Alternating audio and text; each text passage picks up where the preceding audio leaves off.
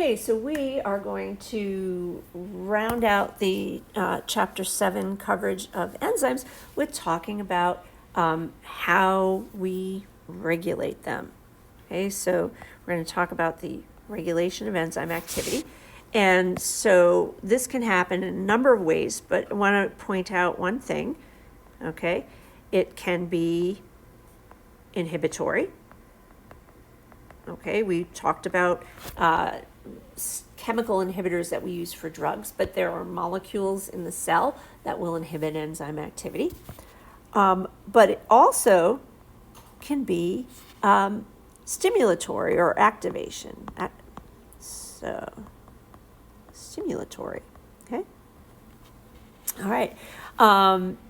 Now, there are two kind of major ways that we can regulate enzyme activity, okay? And I like to break them down into slow control, okay, or rapid control. And we've talked about this in class before, okay? So we can do slow control, which is the enzyme there or not, okay? So this can be enzyme production. We would call this bioavailability in some way. Okay, is it there or not? Okay, and we can upregulate or downregulate the expression of an enzyme. So that's pretty straightforward. But again, if you think about making a protein, and a protein having tens of thousands of atoms in it, and maybe hundreds and hundreds of amino acids, every peptide bond, okay, is at least one enzyme catalyzed reaction. So think about doing thousands of enzyme reactions to actually just put the peptide together. That doesn't include making the mRNA and then any post-processing that has to occur. Okay, so this can take a long time and is slower than just being able to have a switch that you turn on and off. Okay, so covalent modification, okay, is our way of turning the enzyme on or off. Okay, so that's one way. Okay. Or we can do what's called allosteric regulation. Okay, so in both of these cases, okay, the protein modification that we do, whether it's just a structural modification induced by binding something, like you see in allosteric regulation, we're going to have catalytic properties changed. And that can be, again, a shape change or a chemical change where we have our, covalent modification. And again, this is going to be ways, and it doesn't have to be on or off. It can be halfway on, right? And so controlling the kinetics, the K-cat, maybe the affinity for the substrate, is what's going to control our enzyme activity. All right. So, bioavailability, okay, so is one mode and catalytic efficiency is another mode, okay? So this just shows those in kind of schematics, right?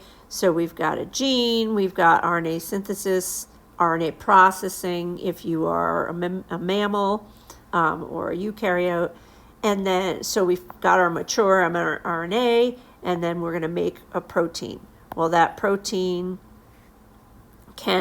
so in terms of bioavailability, okay, is it there? Do we make it? Okay, one thing we can do is we can break it down. Okay, so if we don't want it there anymore, one way of regulating activity is to break it down. Okay, or it can be made, and then we can target it to where it needs to go. All right, we can bind regulatory molecules, covalently modify it, or proteolytically process it. So the things that are shown with these kind of green arrows here are things that are going to be affecting catalytic efficiency. So our catalytic efficiency are these things here, okay? And our bioavailability are, do we make the enzyme? Do we break it down? Do we have it made and then target it to where it needs to go? Okay.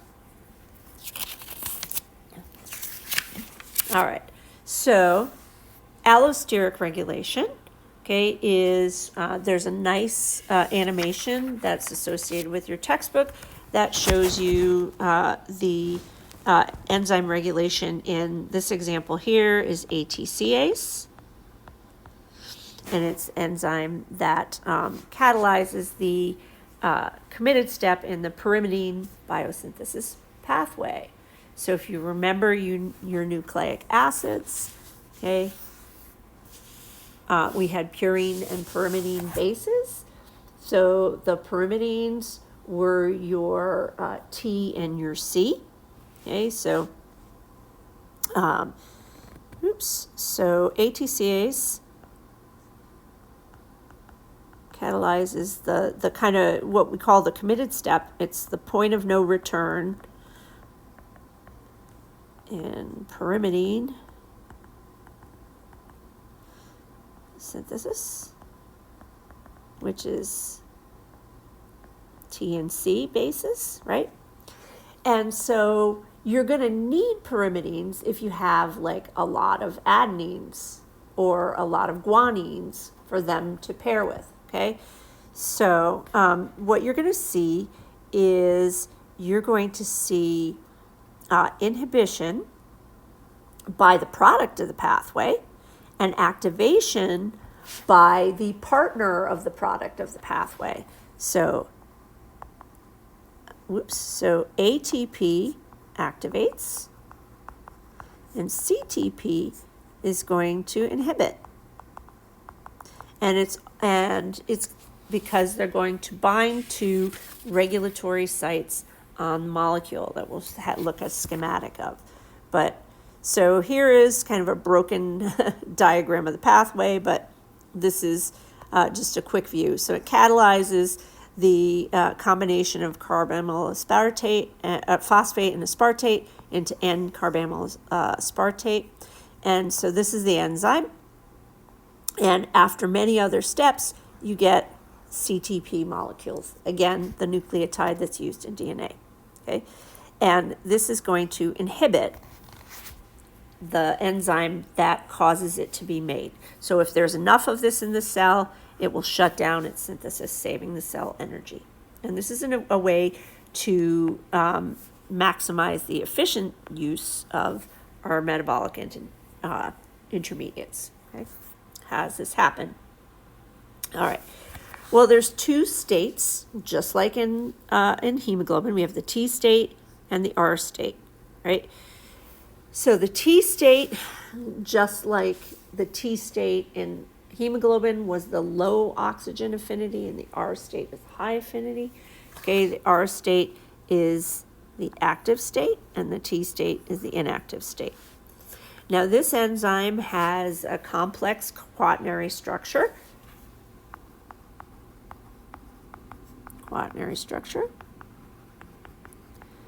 With catalytic subunits, multiple catalytic subunits, and regulatory subunits. And those regulatory subunits can bind either CTP or ATP. CTP, okay, is the product of the pathway. Remember I said that inhibited. So CTP, when it binds, inhibits, and ATP activates, again, by having a higher affinity for the more active state, okay? And so you get the reaction happening, okay? So you can have so this has multiple allosteric effectors.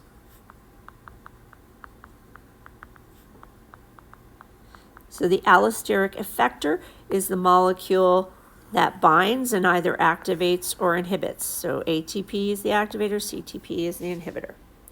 And the ratio of ATP and CTP in the cell is going to control which mode this enzyme is in. Am I in my catalytic mode or am I in my inactive mode? Okay.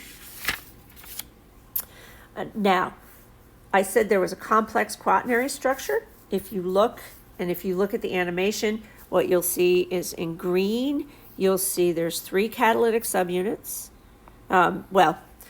There's 3 main catalytic sites and 3 main regulatory sites. They all have multiple subunits that make them up, dimers, trimers. So the catalytic subunits are dimers, so there's 3 dimers, and then the regulatory subunits, the catalytic subunits are trimers, so you have 2 trimers, and then the regulatory subunits are dimers, and you have 3 of those, so you have 3 dimers. All right. So, just like hemoglobin has the T and the R and the allosteric effectors, and remember we had the 4 sites, and it was easier to bind once you had some oxygen bound. ATCase also exhibits cooperativity. So the thing I want to mention here, okay, is I want to remind you, okay, that cooperativity is what is distinguished by a sigmoidal shaped curve. So you'll notice, okay, in the absence of effector, and that's either inhibitor or activator, here's what we see. We see the S-shaped curve. And what happens, so that indicates we've got our T state and then our R state, right? What the binding of a stimulator or an inhibitor does is it shifts you just into one of those states, okay? So what it does is it kind of smooths out that S shape and makes it more hyperbolic, okay? Because it's favoring the one state of the molecule.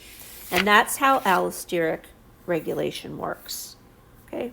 So covalent modification, we have talked about phosphorylation before, but one of the things that we haven't talked about so much yet is enzyme activation via proteolysis. So enzymes that are made as inactive precursors are called zymogens. So they're inactive precursor proteins, and they get activated by cutting peptide bonds. And so the interesting thing is that some of our serine protease friends are actually zymogen activated proteins. So here we've got pepsinogen, which is the inactive form. And you'll notice that what's shown in orange here is all part of the pepsinogen protein. Okay, it gets made as pepsinogen, and then it gets activated by having this portion cleaved off, and now the active site is open, and we call that pepsin. Okay, so our enzyme friend pepsin actually gets made where it's kind of got its own foot in its mouth, right? And then when we take the foot out of the mouth, now we can have substrate enter the active site.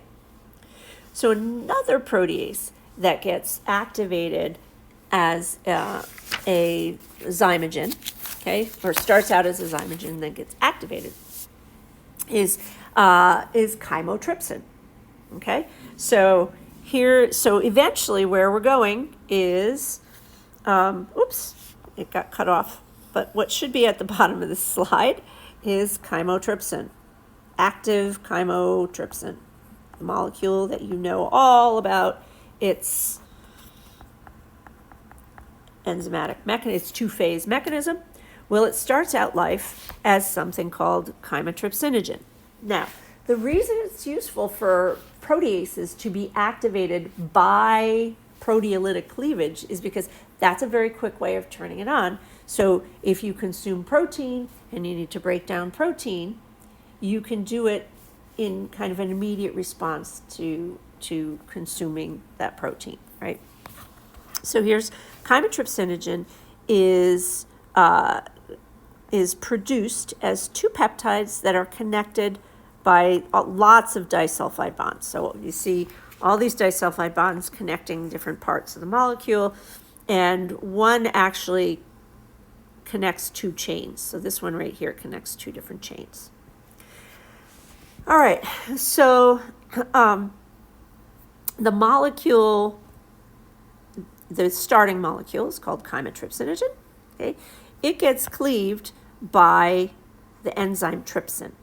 Okay, so the first cleavage point, okay, or the first cleavage points are in between the Y and the T. Let me use a color that works better. What would work better there? Maybe black. There we go. Okay, so we're going to cleave between the Y and the T, and between the N and the A, and between the L and the S. Okay, so that's what trypsin does. And so that first cleavage gives us a molecule that we call pi chymotrypsin. So this first step is another enzyme acting on this one. The second cleavage step that produces the active chymotrypsin is what's called an autocleavage. Okay, so in the case of the pi chymotrypsin, it cleaves itself and it removes. Okay. Oops. Oh, you know what? I told you the wrong thing, and I'm not going to repeat this video. So these are the three places it cuts. Okay. I'm looking for, let's see. I'm looking for the first cleavage site, which is, got it. Okay. So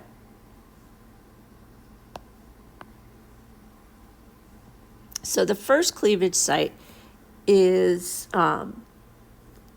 it cleaves,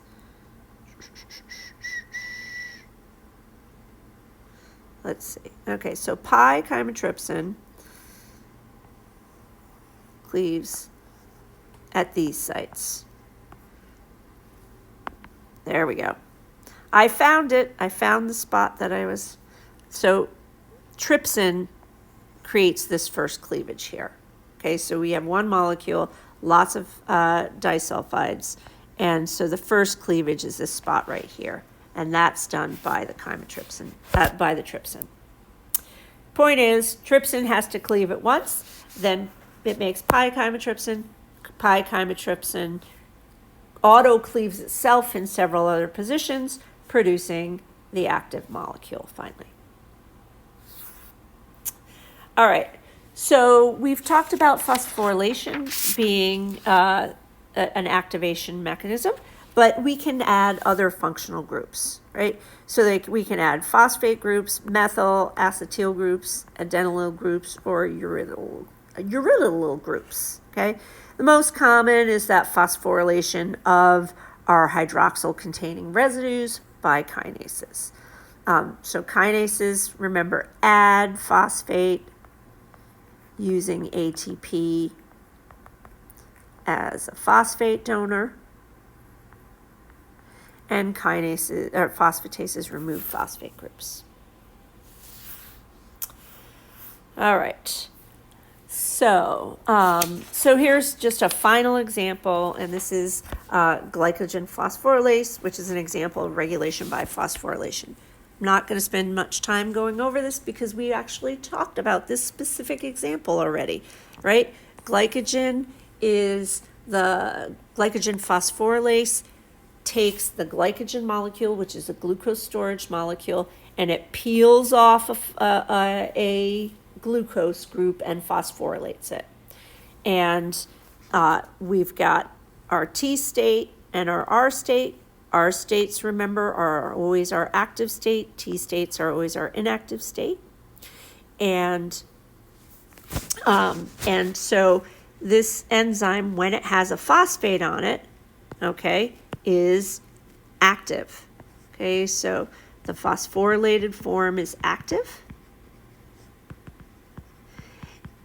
And what you'll notice on this slide that we alluded to when we've talked about this previously, but have not and didn't talk about in terrible detail, is that hormones are going to affect whether this is phosphorylated or dephosphorylated. So remember, insulin stimulates the removal of the phosphate. Okay, so that inactivates it. Okay, so that deactivates it, and that makes sense. Insulin's secreted when we consume glucose, right? So insulin is there. So blood glucose goes up. In healthy individuals, insulin gets secreted. So, and it's one of its effects is to shut down this enzyme whose job it is to release glucose from long-term glucose storage. So if we've eaten sugar-containing foods, or if we've eaten a glucose source, then we don't need to be, liberating our glycogen to make glucose. Okay. Now, two other hormones, right? Glucagon and epinephrine. Okay. They are ones that get secreted when we are kind of glucose starved and we need to use our stored, long-term stored glucose. So they are going to stimulate,